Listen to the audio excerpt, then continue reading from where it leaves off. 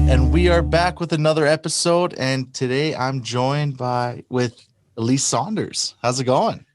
It's going good, Cody. Thanks so much for having me. I'm glad Absolutely. that we're able to finally make this happen. Absolutely. How are things out east for you? They're good. I'm in Toronto now, and it's a nice blue sky, sunny day, so it's good. Change of scenery for sure. I'm originally from Peterborough, Ontario, which is more cottage country. But I've been in this area for a little while now, but definitely a change of pace, and it's close by to everything. That's what's helpful. Awesome. All right, and then so for starters, for those who don't know, tell us a little bit more about yourself. And well, you just can't said where you come from, but tell us more. Yeah, sure. So, country recording artist, singer-songwriter. I've been a part of this industry for a little while now. I started as a teenager, and I've really just been developing my craft. And I love entertaining. The stage feels like home to me. I've released a few albums, and my current singles have been going out towards the new album, which is being funded by Factor Canada and Creative BC. So thank you to them. And yeah, originally from Peterborough, but I play all over the place, and just writing all the time. And I've had some cool things happen recently. I was selected as an artist for the Boots and Hearts Festival, selected as a top 10 contender for the Searchlight contest with CBC Toyota. And yeah, also a nominee for Country Music Association of Ontario for Female Artist of the Year, Rising Star. So cool stuff happening now. I put in the work and it seems to be paying off. Well, congrats on all of that. I was going to talk about that because it's all happening at once for you. It is, yeah.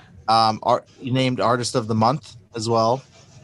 Yeah, Artist of the Month too. Such a compliment to have all these things happen, because this hasn't been an overnight thing for me.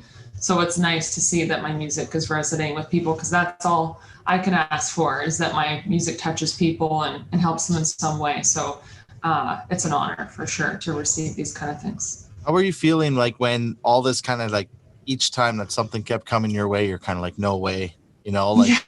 how's all that been for you? And all this. It's always so surprising to me. I think it is, like I say, because I've been in it a while, and I've really learned to not have expectations. You just kind of go with it. You go through the motions, you do what you love, and then if these things happen, then great. So it's not a surprise, because I do believe in my music and I love what I do, but I just never have expectations. So when it happens, I'm like, what? This is so cool. It kind of like brings everything together. Awesome. And so being a nominee for Female Artist of the Year, Rising Star of the Year, how does it feel to be on the list up against artists such as like Robin Ottolini, Megan Patrick, Kelsey Main, and more?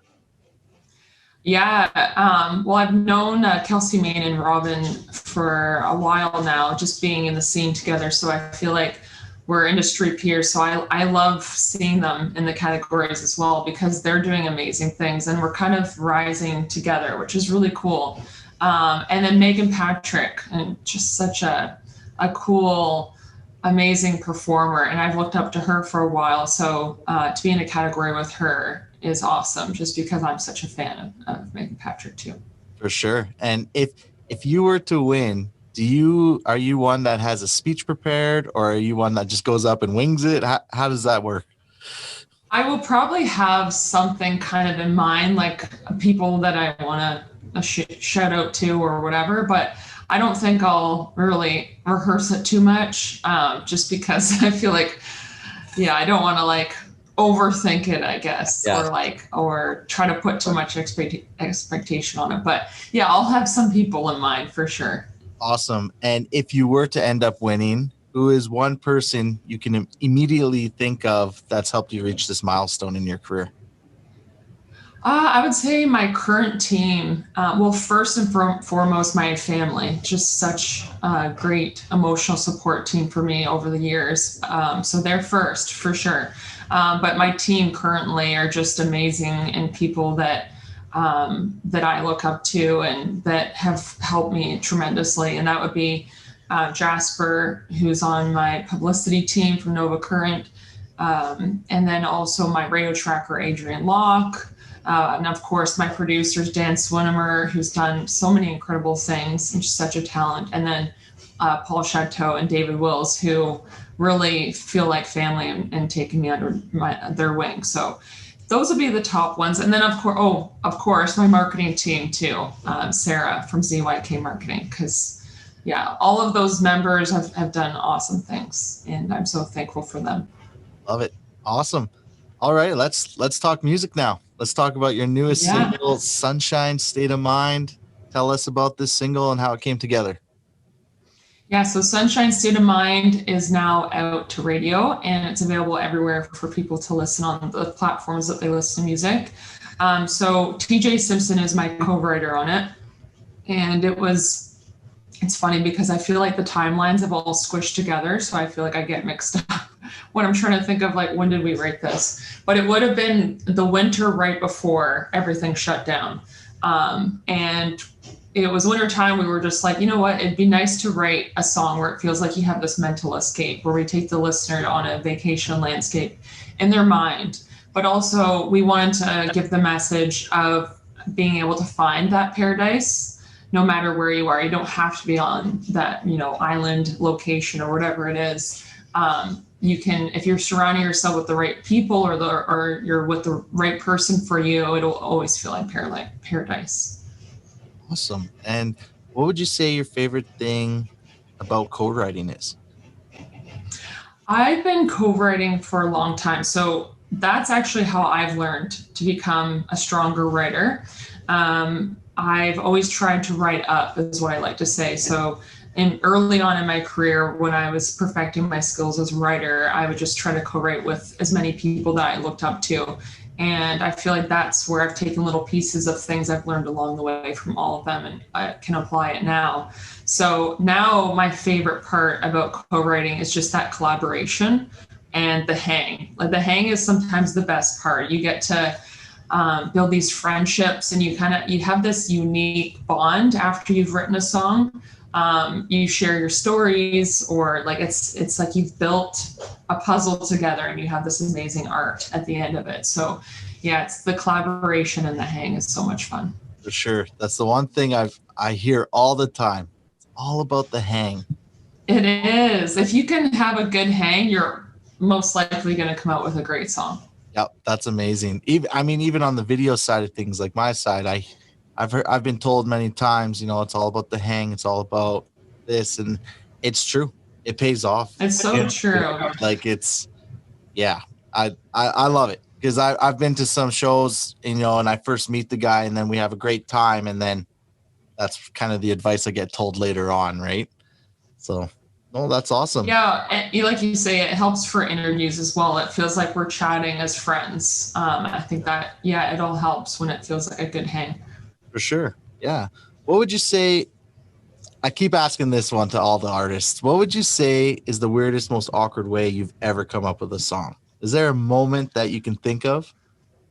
Oh, that's a good question. I've never been asked that question before. Weirdest and most awkward way. For me, so I guess like for me, my ideas usually just come out of nowhere, like just left field. I could be doing the most random thing and it happens, and I'm like, I need to put that down, and I'll take that to the next session. But I guess the weirdest one was my song "Feel You Leaving," which was kind of like the new song that was showcasing my direction and my voice at this current time. And that one had started in a dream. Actually. So it's weird to say that, but it was an actual dream when I was sleeping, and I had heard this song and like the melodies of the, and I started hearing some of the lyrics of the hook. So I woke up all sleepy, and I've learned if I don't record it in my phone, then I'll end up losing it. And I feel like there's something really special when it comes out of a dream, that it's like you're supposed to write that song. So I put it down on my phone, and then in one of my sessions, it was actually, I was with Doug Folkens and Sean Moore, and Doug had this idea, and we're trying to find some other ideas to put with it. And I was like kind of nervous to bring out this song, because I'm like, it's an idea from a dream. Like, I don't know if it's any good. And then I showed that to them. And they're like, wow, yeah, let's write that. So that's where Feel You Leaving came from. So, and I hope that I have more dreams like that I can write more songs from. Awesome. And when you get the ideas, it always goes in your phone. Do you ever just write down notes? Do you have a notepad, or is it always in your phone? It's always on my phone. So I have to be really careful and make sure I am backing up my phone. So if it's like a title idea, I put it in my notes, or if it's some like lyrics, I'll put it in a little note to look at later. And then, yeah, I always record vocal notes in there too. Awesome. Where do you find you get most of your inspiration from? Inspiration is just from the events happening around me, if it's my personal story, but also my friends' stories and just, yeah, the environment around me. That's where I feel like it just, like, I'll kind of take little pieces of everything. And people will say that, like, when I have my songs, they're like, is this like your song specifically about you? And sometimes they are, but sometimes they're also just inspired by other people around me. Sure. Okay. And so with the release of the single, we're expecting a music video sometime soon. Yeah. So July is the time that it will be released. And we're really excited. I worked on the video with Roadhouse Productions, who are another great part of my team. Such amazing guys to work with. And they always come out with amazing product. And we're really great at working together on collaborating on a vision. So the music video was so much fun. We ended up recording some pieces of it here in Toronto at a place called Neon Demon Studio. And it's just everything in the room was neon. It was like we were kids in a candy shop. It was so much fun.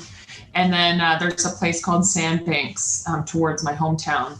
And it's just such a beautiful spot. There's like dunes, beach, just sand everywhere. And with everything going on, there was nobody there that day. So it's like, it was perfect. So I got a couple of friends, and yeah, it's going to be fun. It's going to be dreamy. It's going to be summery. It'll be cool. Awesome. And do you have an exact date set in mind, or just July for now?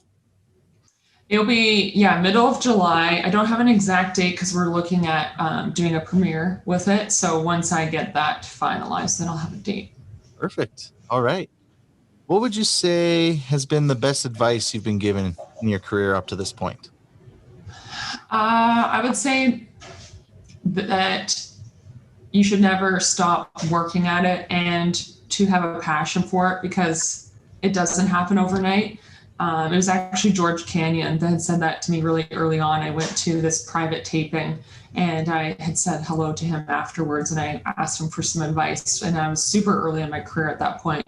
And that's what he had said is like, you can't be in this for the money, or you can't be in this for the wrong reasons, like, because it does take a lot of work. So if you do it for the right reasons and you love it, then it will be all worth it. So I have always remembered that, and I do truly believe in that. And I also believe in the idea of investing in yourself and putting that time in for yourself. If you believe in your art and you love what you do, then it will all pay off. Because now I'm seeing that, so I can say that that's true. Yeah, absolutely. Oh, my fire alarm's going off. Oh, let's turn that off. Sorry about that. Anyways, just real life. Real life online interview. Yeah. Right? Yeah. Yeah, I think they're like doing something downstairs. I don't know what they're doing. Well, it's funny. I have painters here today, so I was worried about like some background noise. So I'm like, I guess it's you that gets the background noise. I guess so. I've never had that happen before. Well, there's a first for everything. Yeah. All right.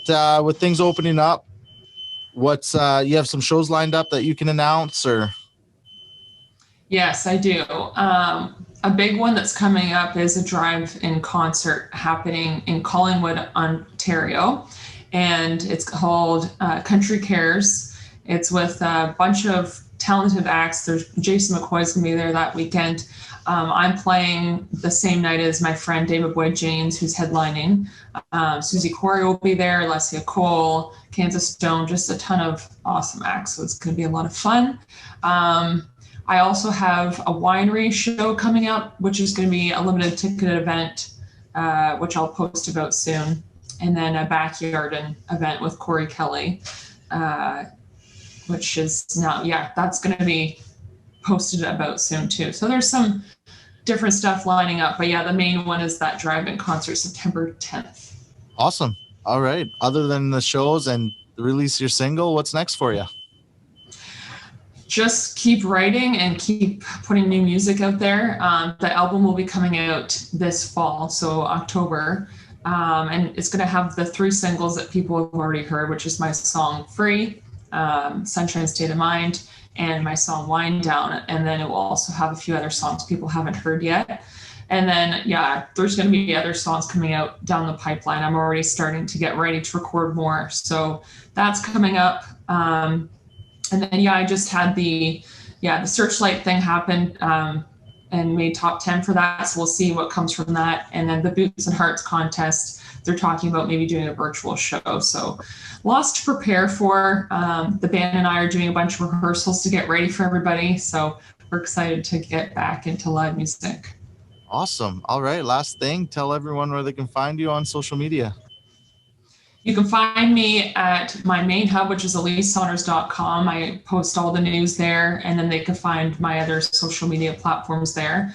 Another main spot is my Instagram at Elyse_Saunders_music. And I'm also now a TikToker, so if they want to check that out, I post some goofy stuff on there that maybe you don't see on the other platforms. So I look forward to meeting some more listeners over there soon. Awesome. All right. Elyse, thank you so much. Everyone go grab her newest single, Sunshine State of Mind. And thanks again for taking the time today. Thank you, Cody. I appreciate it. Anytime. And hopefully this fire alarm's not too loud. It's all right. All right.